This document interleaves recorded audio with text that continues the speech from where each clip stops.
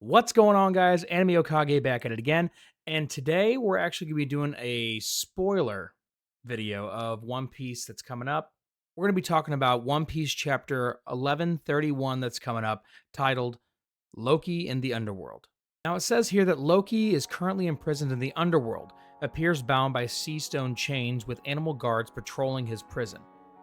Now, if we're jumping into the world of Norse mythology, you'll know that Helheim below is like the underworld of the world tree. And whenever you think of Helheim, you're going to be thinking of cold, blizzard, tundra, anything that correlates with death. It's not like any other kind of mythos that pictures hell as some kind of like hellfire, burning, scorching off your skin, anything like that. I'm not going to get into any of the other heims or guards during this video, but just know that Helheim is like a hell landscape, but it is the opposite of what we normally know, and it's very cold, very frigid, very unforgiving. But given Norse mythology, that's where the giants thrive. They don't come from Helheim, they come from Jotunheim, but they are still cold beings. So this matches along with where Loki is found right now.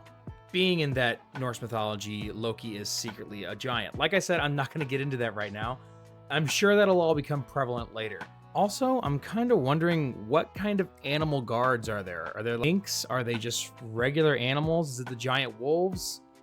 I don't know what could be here guarding Loki. I guess guarding him from anyone breaking him out, given that wouldn't have much effect against Luffy because he fought animals for so long and knows their habits and their movements and the way they fight. I'm excited to see exactly what these animal guards are that are guarding Loki against anyone breaking him out. But anyways, let's get on with the spoilers. He asks Luffy to set him free, promising in return to destroy any pirate crew that Luffy wants. And he couldn't have picked the worst person to give this offer to. Luffy doesn't want to kill or destroy any other pirate crews. He simply wants to become the Pirate King and bring everybody a sense of freedom, or that's how we assume his dream will be, is that everybody is free because that embodies what a pirate is. Don't get me wrong, if he would have offered this to Blackbeard, Kid, even possibly Law, Kaido, Big Mom, this would have been a fantastic offer. But right now, this is the worst person Loki could have ran into when it comes to giving this offer. Also, who's to say that Loki would hold up to his end of the bargain? As we all know from all the different MCU and Norse mythology, that Loki is the trickster, so he would most likely have Luffy break him out, and then he would say, oh yeah, I'll get to it eventually one day, or something like that, to where he'd trick Luffy into letting him out. After he gives Luffy the offer, it says during their conversation, Loki calls Shanks a chicken, which angers Luffy, leading him to attack Loki in Gear 4th. It's exciting to get to see Gear 4th again. We know that he's not taking it completely serious because he didn't go all the way to Gear 5th, even though it did anger him, but I'm starting to think that he's not fully transforming into Gear 4th because of what we saw before with kind of like the partial transformation that he has. I think the more that he is getting used to and more knowledge of his abilities, when he moves on to the next gear, he learns how to use the previous gear a little bit more effectively. And since he's not really inflating his body or anything, he's imagining that's what that does. That's what the power of the sun god Nika fruit does, is that it gives them the power to fight however they want and use their imagination however they want. So he's probably just imagining all the air going into his one arm or his one hand, and then attacking with that and not having to transform his entire body in order to pull off Gear 4th at this point. So that's exciting to see. We could see like partials of his body turn into Gear 4th and not have to go full Bound Man. Or we're going to see stuff from Snake Man and not have to see him go fully into Snake Man. So that's pretty cool. I want to see that in the future. More of that, maybe like a single Rhino Schneider, or maybe even Black Mamba just by itself. That would be awesome. It also states in the spoilers that the world government has placed a special bounty of 2.6 billion berries on Loki's head. Now, he is one of the highest bounties that we've seen for a single person in this series, but now that we're getting towards the end, it's not super exciting. Much hype as there's been behind Loki, I was assuming a way bigger bounty, or at least topping off or really close to Luffy's.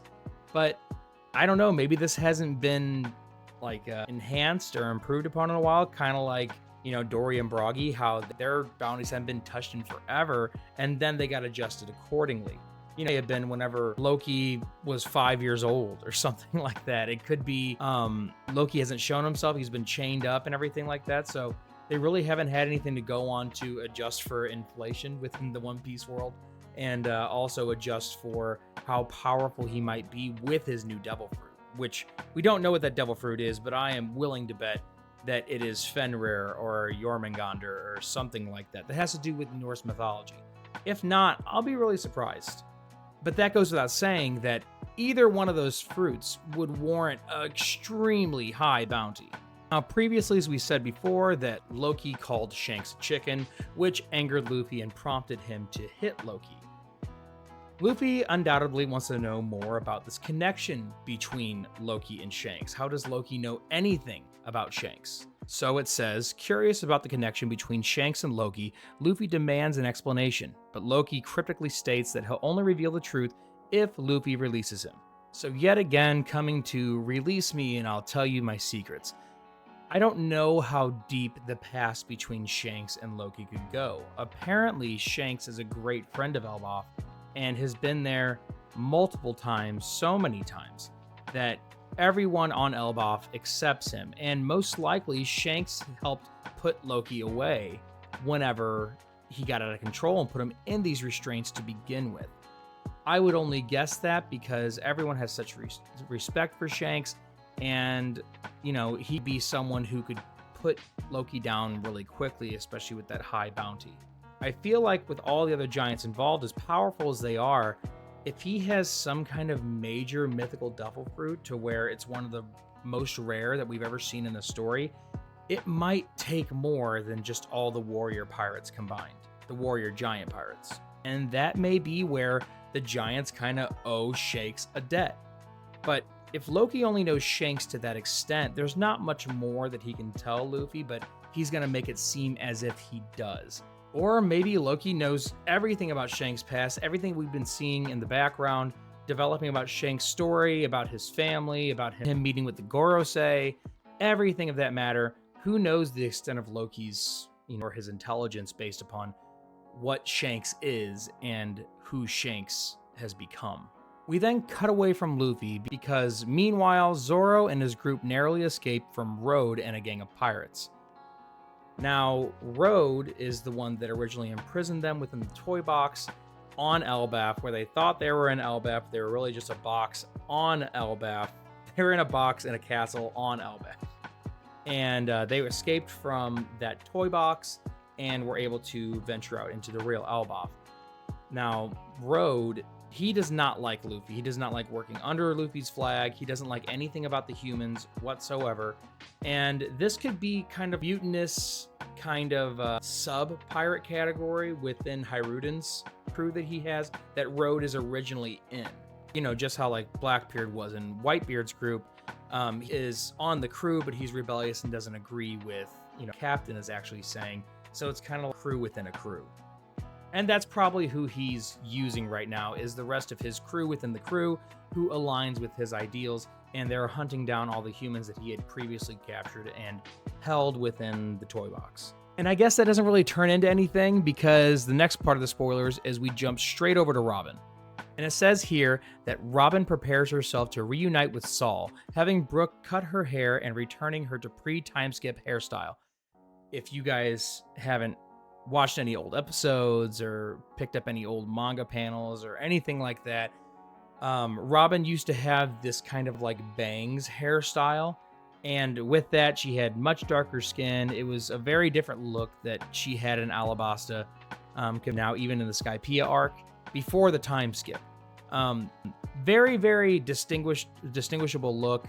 I don't know, it'd be cool to see it come back. She's trying to be recognizable for Saul, so Saul can remember her, how he last saw her. And he last saw her as a child, so she has kept that haircut all the way through, and she just wants to make like a familiar face for Saul when they finally see each other again. But it does say here that at the end of the chapter, there is a giant yelling that Saul has collapsed.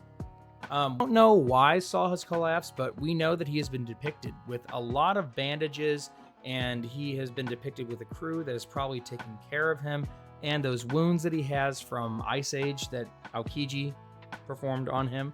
Also, I haven't caught up with anything else that Saul has been through.